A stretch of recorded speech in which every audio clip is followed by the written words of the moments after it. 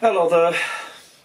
Welcome to my man cave. It's in my house at home over in England, and this is where I put the footage together for the films, the movies that I put out, so you and me can view them.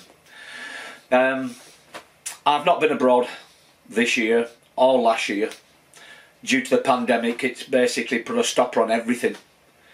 And no doubt Europe is in the grip of slowly coming out of the pandemic, to be honest with you. I've not put many videos out lately, and the reason that is because I've had to deal with some serious family health issues, and now they're sort of over with. I can get back and concentrate on putting some videos out of the footage I've done previously.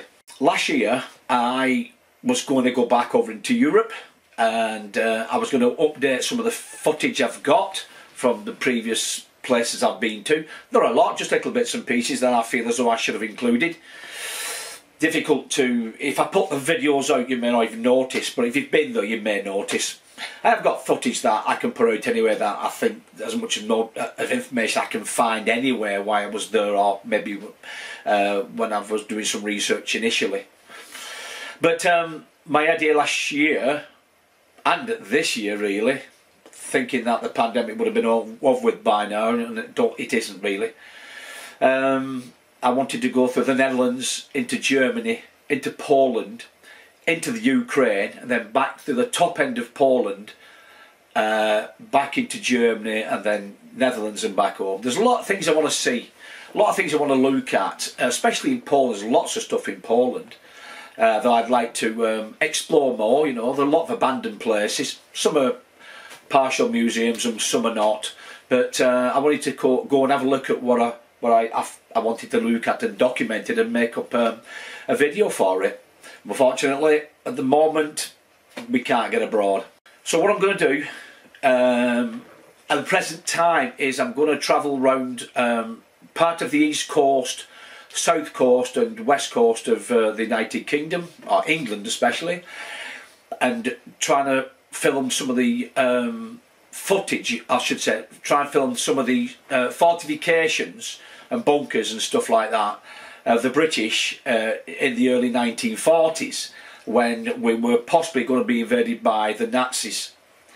So you'll no doubt hopefully see some of the fortifications way back from the Henry VIII days up to maybe the end of 1945, something like that, when we updated quite a bit of the stuff as we went along on coastal defences. And so hopefully I can show you some footage and maybe explain a little bit the reason why they were set up initially, all them years ago. Then maybe if there's anything there regarding the 1914-18 war, and then 1939-45 war, and some of the fortifications and upgrades we did along our coastlines. While I'm on, a couple of questions that were posted on different videos that I put up, and people were commenting, and one of the questions was the most popular question was, why don't I speak English? Well, it's I do speak English. That's my first language, and I do understand if it isn't your first language, that makes sense, that you probably don't understand maybe some of the stuff I'm saying. The reason that is because I have what I call a northern accent. I live in the northwest of England in a place called Wigan. And not many people know what Wigan is, but you'll probably know the cities either side of Wigan, and that is Manchester and Liverpool. Now, Manchester would probably be Manchester Football, Manchester City, Manchester United, and probably Oasis. And then Liverpool is probably Liverpool Football, or maybe Everton, or the Beatles. Not many people don't know who the Beatles are. And I'm right in the middle of both of them, where I'm 20 miles either side, or 30 kilometres either side. But from Liverpool to Manchester, the accents change dramatically. If you ever get a chance to listen to from Liverpool, they call Scouse language. And then you live just away from Manchester, which is Manc, you'll notice a massive difference. And it's only, what, 40 miles or 50, 60 kilometres in difference.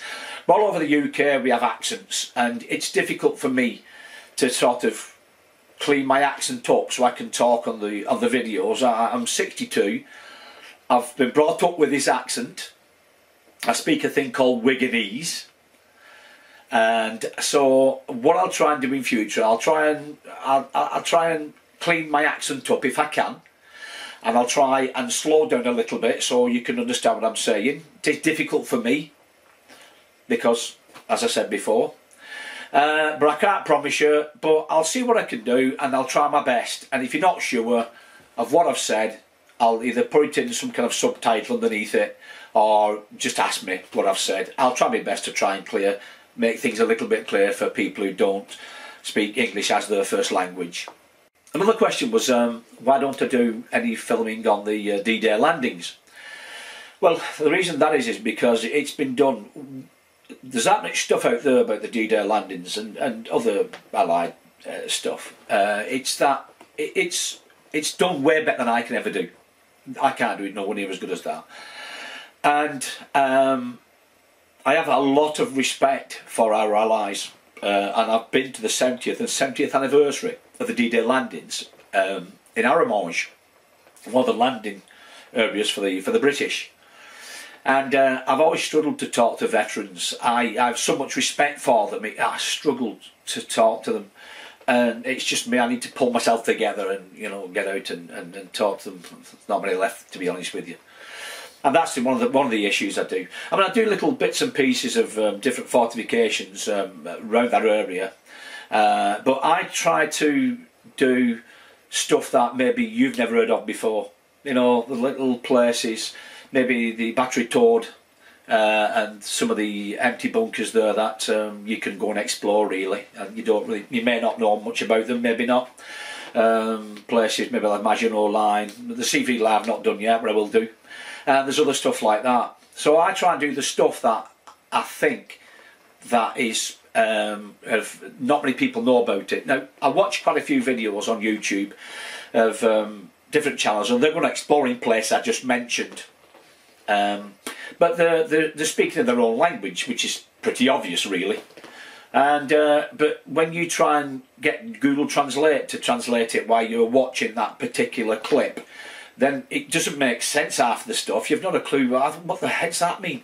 So what I try and do is get some information about whatever they've been, and I think, right, I'll go there and I'll try and relay it back in English, so at least I can learn from where I am. And when I go to a certain place, wherever it may be, I've got a better understanding than either watching a video or reading a book or seeing a picture, because I'm actually there and it starts to make sense. Well, hopefully it does anyway.